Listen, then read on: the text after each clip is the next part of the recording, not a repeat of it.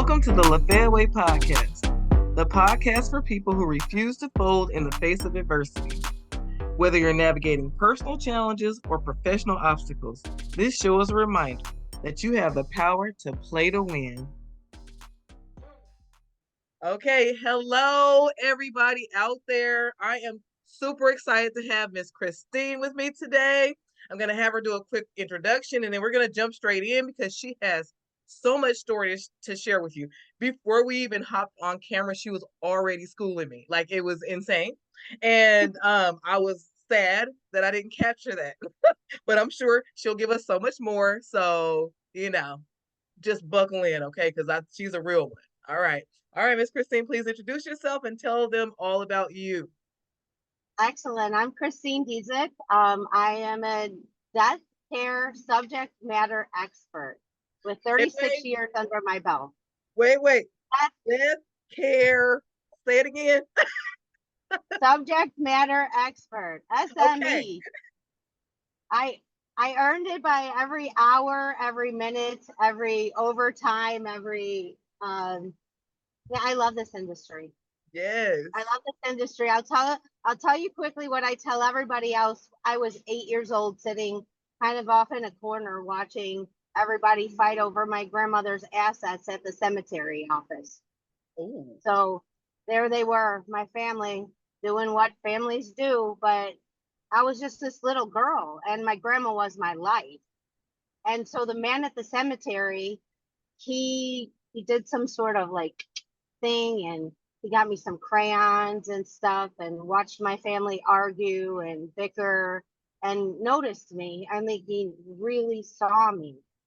And so part of the cemetery industry requires a follow-up visit. And so when he came for the follow-up visit, I was all over this. I was like, wow, now this man's at my house. He's so nice. And then my big escape was to take my bicycle over to the cemetery and sit on my grandmother's grave because I just wanted her. I wanted to be close to her. I didn't understand all that. So I just sit in the grass. And so this man kept showing up in my life. Like one time my bicycle wheels, were flat and I was walking through and, this was like 1980. It was okay for a man to come by and put a kid's bike in the trunk and, bring him home without that. And so I wanted to be Jack Smith when I grew up. Oh. I decided at 8 years old. Like he was so good with me. And I'm like, if I could ever be good like that, I think my calling came really early. That kind of leads into what our conversation is going to be about today, because what you do is you're a death matters expert. I'm not going to say that long piece, but you're a death matters expert. Okay, tell everybody what is involved in what you do and how, and not how you got there, because you kind of gave a little backstory on that, but like, what are you doing with that today? So today I have went ahead and taught myself technology. So I learned how to build and create stories through WebXR. And I have paired up with a student in Ghana and we created a grief support AI. And we put this all under like one space. It's kind of death is universal. It's going to happen. And so I took the things that I felt, well, you need to know where I was for all this time. So, okay. 18 years old, I started in the funeral industry, working in a cemetery as a telemarketer selling prearranged graves. Oh, that's okay. So I'm an arranger. I'm somebody that helps facilitate the education in order for them to make informed decisions in the funeral industry. Okay. That's what those decades were. And in 2002, I was diagnosed with uterine cancer. And so I thought I was going to die. like I seriously, I didn't know. I'm like, I have little kids. I'm gonna die. I'm not gonna tell anybody. I'm gonna, but I did. I mean, my husband went with me, and so I opened up Gone But Not Forgotten. And it's kind of just me and my dark sense of humor. Like, I'll put this together, and then if I die, well, she's gone but not forgotten. I don't know what I was thinking.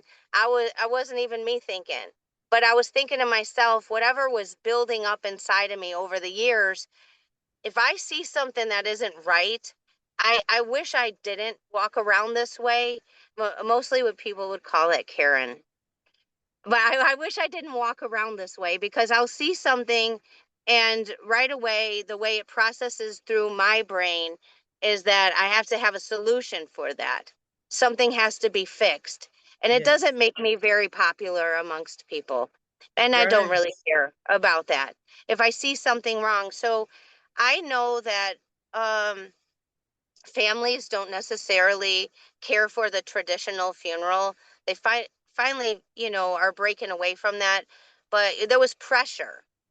There was a lot of pressure to do this, traditional thing and outdo or at least stay to the same standard of the last person that was buried or had a funeral. So let me ask this question. You said you started Gone But Not Forgotten. What was that? What was that exactly? The Gone But It Not was Forgotten.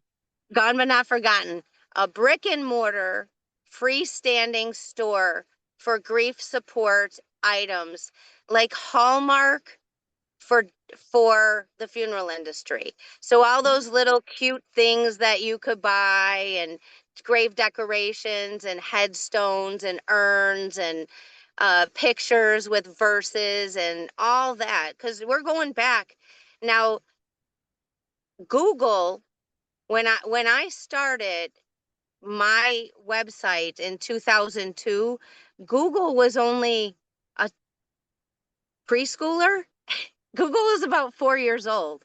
And at Wow. that time, I had an online resource for grief support and gifts.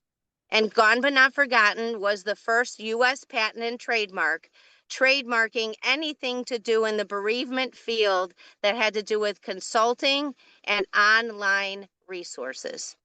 So Wow. that was, yeah, that was Gone But Not Forgotten and gone, just gone now. I sold the platform to a company in Quesnel, British Columbia. So basically, I passed the torch. Now it's 2005. So I lived through cancer, ended up going through a divorce. So Wow. 2005, I had two stores in Illinois, and I needed to go home and be with my kids. Like I really needed to go home and be with them. So I Yes. took a 1099 job as an outside salesperson for cremation, and I gave up my management status in the death care industry. And when I walked out the door, it was like the sea walk. I mean, I was like, I'm never coming back. I came back. But when I went to work in corporate again, now we're all the way to 2018. And I know that's really fast, but what I have to tell you today about what I'm doing is so important. But 2018, I did go back in to manage, and it was a very bad experience for me. Oh wow. Um, the cemetery wasn't well cared for. The customers were extremely irate and sometimes violent. And so I came back to that was my original location from 1989. It's 2018. I'm there. They haven't done anything to the property in all those years. But maybe, put out fires, like put a roof on, maybe not fix the water damage. It was really bad. And a man threatened to harm me because I was the manager and the mausoleum where his wife was not being cared for. And he was a problematic person. Like he literally threw a brick through the window to get in the mausoleum because the grounds people didn't open it on time. And they Wow. let this stuff slide because he was an 80-year-old man. They let it slide. But this man came back and ran me down in the parking lot This You is say this is for brand TV, new. but this is my foot. It's made of titanium and cadaver. The You toes, mean literally ran you down in the parking lot? he did. Oh He my did. goodness. And you know what? They let him get away with it because they didn't want negative publicity. Like it looks like that we're trying to throw some, some man out. Um, yeah. So I ended up having my foot rebuilt. I almost lost it. The industry, I was in the trenches. So I saw and I heard what people were saying. Like they really don't want to go to the cemetery. Not necessarily because going to a cemetery and picking out stuff, it's the sterileness, it's the pressure, it's the high ticket. Yes. It's not understanding the general price list. People only do this maybe once or twice, unfortunately, in a lifetime. And it's the third largest expense that we'll have. And so people just kept saying, why do we have to have a funeral? I'm like thinking in my head, well, I sell funerals. So somebody's gonna, this is gonna be an exchange here. But why do we have to have a funeral? Why do we have to have a funeral? The funeral industry itself isn't really that old. It really only goes back to like 1860. People were doing this in their home, taking Oh, care of their loved one until their loved one passed, taking the skills of the family members and having everybody have a job to do. So now you're at home, the somebody that's a carpenter maybe built the casket, the receptacle, well, the things that could all be done by family. And it wasn't until like the Civil War that they started using the embalming fluid and then they just kind of practiced that and kept practicing it. All of this had to happen, but cremation used to be looked at like a sin. yes. Okay.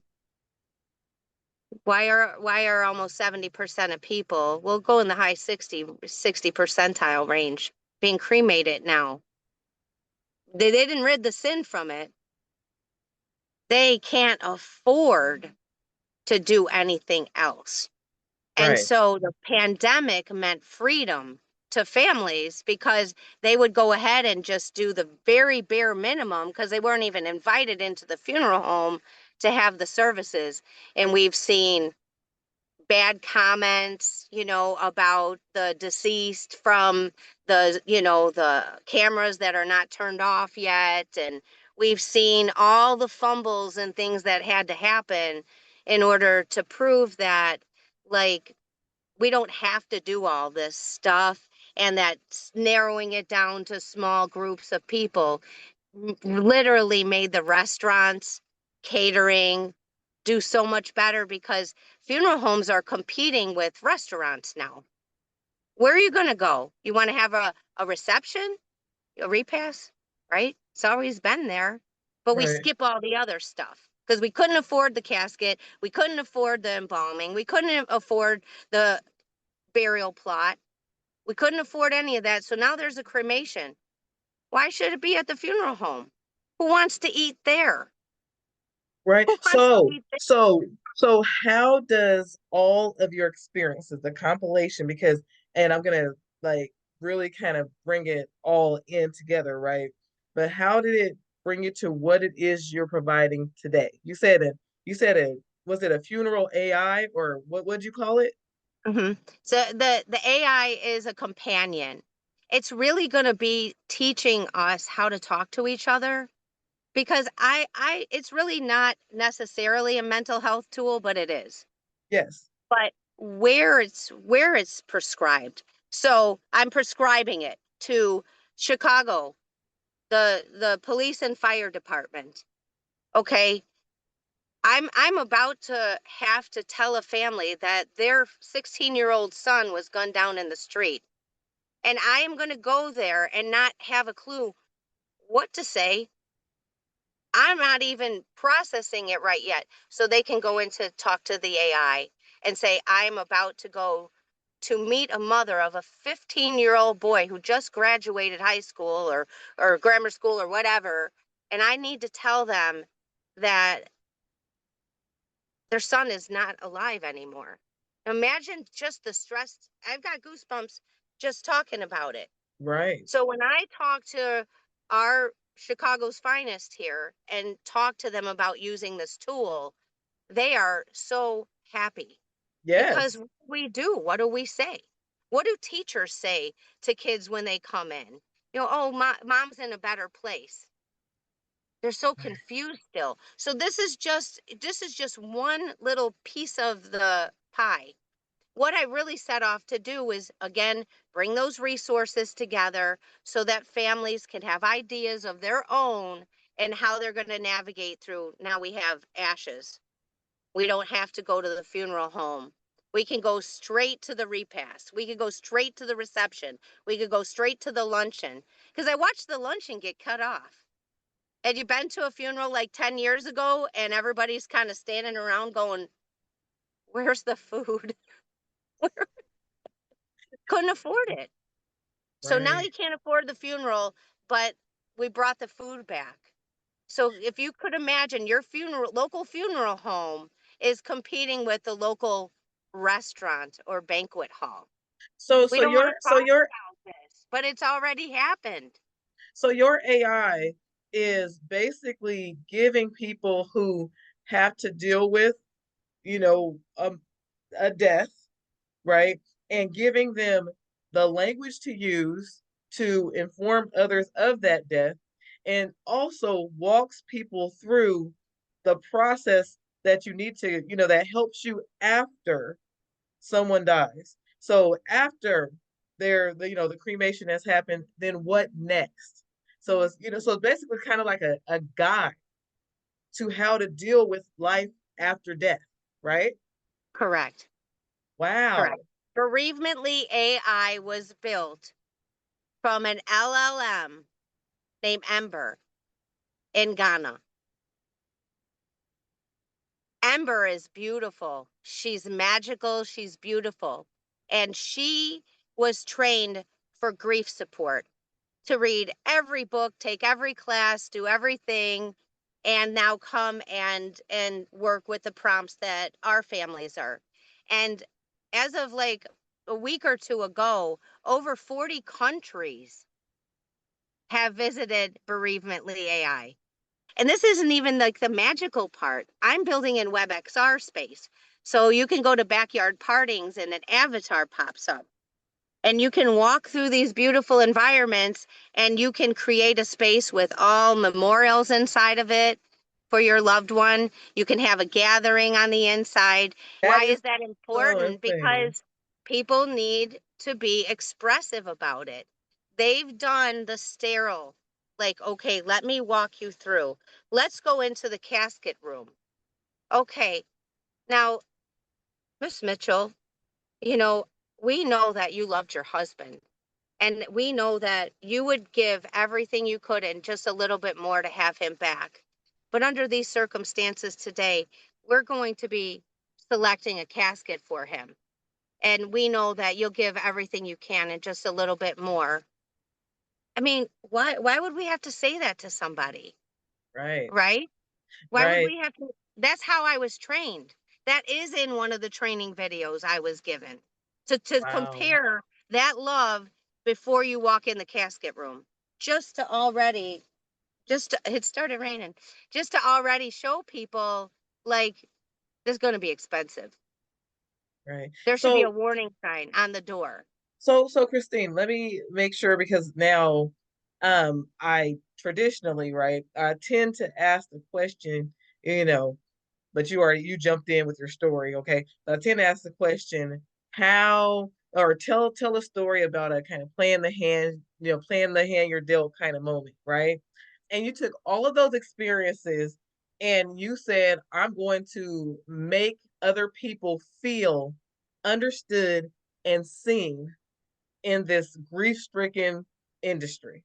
I'm going to create something that's going to empower them to know what to do and what to say in these tough situations. So you literally took a compilation of experiences and trauma and some of everything else sprinkled in, And you have created something that is going to be such a help to so many people, because we don't know what to do, when we experience that loss. Because, like you said, it's not like it's something that's happening every day, every week, every year. It's something that some of us only have to deal with a few times in our lifetime. And Right. so, and so it is just, that's so powerful. That's so very powerful. Now, my other question that I tend to ask, because your story is pretty awesome. The other question I tend to ask, because I'm trying to figure out how you got through some of these moments, through some of these moments. Now, there's this concept that I use. It's a tilt. It's used in poker, right? But I've created an acronym from that word tilt. Okay, so that in real life, because poker and life, there are a lot of parallels there, right? But I use the acronym temporary interruption in logical thinking. So during those tilt moments, basically you kind of lose your mind a little bit, like emotions take over, like it's all bad, right?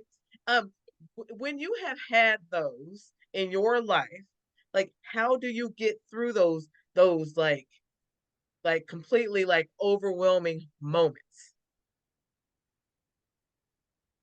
Been easy. I don't I feel blessed somehow that this was my chosen spot. So I really don't falter. That's not great advice, but it's the truth. Like Okay. this literally came to me like as a child. That one example at 8, but I also was taking care of my grandmother's, amputations. Her legs were cut off, and I learned how to care for her because I wanted to be near her. So I learned everything. I always felt like, because now with digital twins and the digital age and big brother and everything that's happening, I always used to sit on the ground and you know look up. Like I always felt like I needed to look up, and like for affirmation, like, is this okay? Am I doing this okay? Is it approval? I always felt like I was being watched, you know in a guarded way. Like So I'm not watched going to say over. that completely to this day, as if the next step is always there. Like the next step is always there. And there's a comfort in that, but maybe I've learned to tune out the other parts. See, I've been taking care of families for over 30 years on the worst day of their life. So I Yeah. guess you just kind of,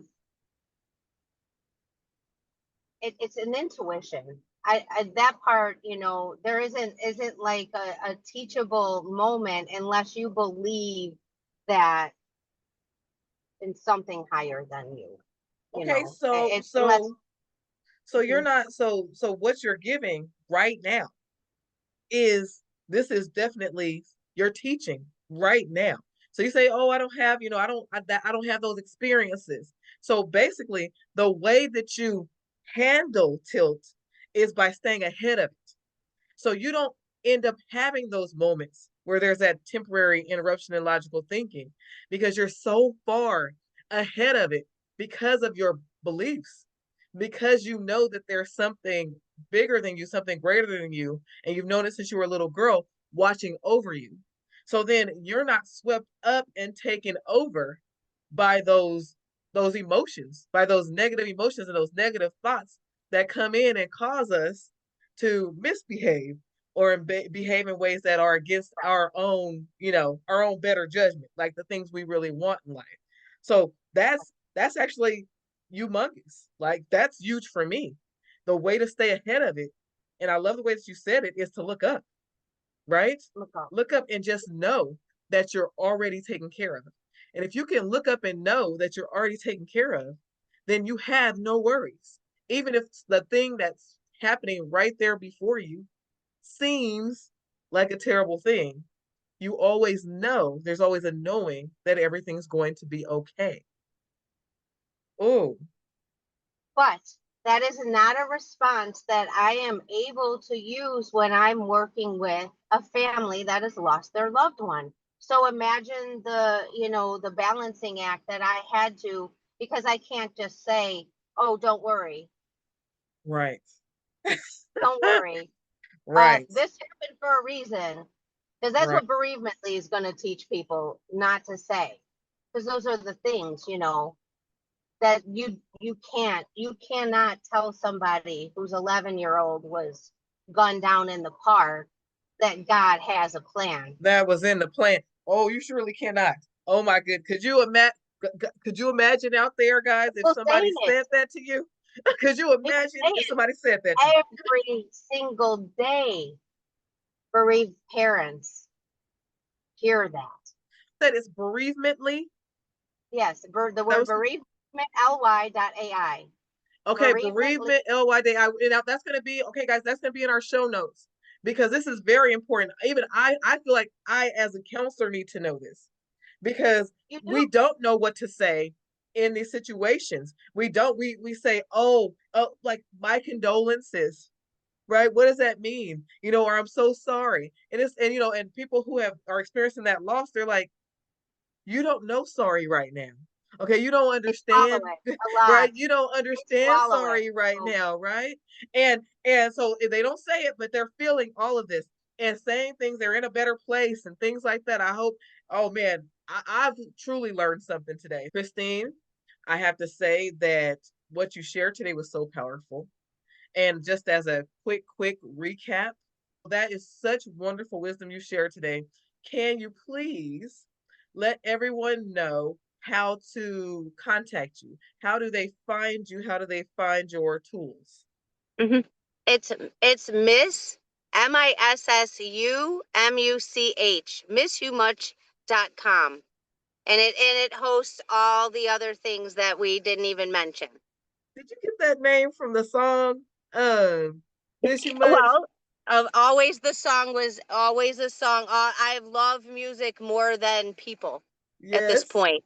I have yes. to, but no, I love no, that name and I love that song. right, right. I love this song too, but really, it came to me like, that's how I feel. Like, I miss you so much, you know, I miss you so much. Yeah. That's how it came about. I mean, it just so Wow. happens that there is a song, and you know what, Janet Jackson, come on and endorse it. Exactly. You could use that as your theme song. Bring Janet in. Come No, no. back and get that waist again, right? I was gonna start We're singing, but I didn't ready. want to offend anybody or Yeah, mess no, Miss it was Jackson it up with was it was my like tongue. this feeling inside of me, like, what do I miss you so much. Yes, You that's know, it just so awesome. gone, 'cause gone but not forgotten. That Yes. was, that's this kept weaving. I've been at this every day. Oh my I'm goodness. obsessed with it. Yeah. You So know, your so obsessed with your it. so your pain has literally become your passion. And that is so very just it's inspirational to hear. And I hope it's inspirational to others out there Right. just working towards finding a way in life. Maybe not as big, as big a thing as what it is you're doing. You're gonna change the whole world. But finding out how to take that kind of raw deal, that supposed bad hand dealt or series of bad hands dealt, and Right. turning that into something absolutely fantastic for yourself, something wonderful, something that causes you to Precision. have a lot of success and impact on other people. That is awesome. Okay. Yes, Thank you so much, Christine, for joining me today. I of appreciate you course. so much. Of And course. for all of you out there, if you did not learn something, you must have gotten distracted and not been listening, and you need to rewind and listen again. Okay, just push the start over button or something. But Yeah. I know today I definitely benefited. Okay. And you guys, Thank you. I until appreciate that. next time, I will see you later. And keep in Mhm. mind that it's not about the hand you're dealt, It's about how you play it. And have a wonderful one. I'll see you next time. Please like, subscribe, share, and comment. And if you're interested in learning more about playing the hand you're dealt in this mental game of life, you'll love my book, Poker, A Woman's Game. To download your free chapter today, click on the link in our show notes or visit LafayaWayPoker.com. See you soon.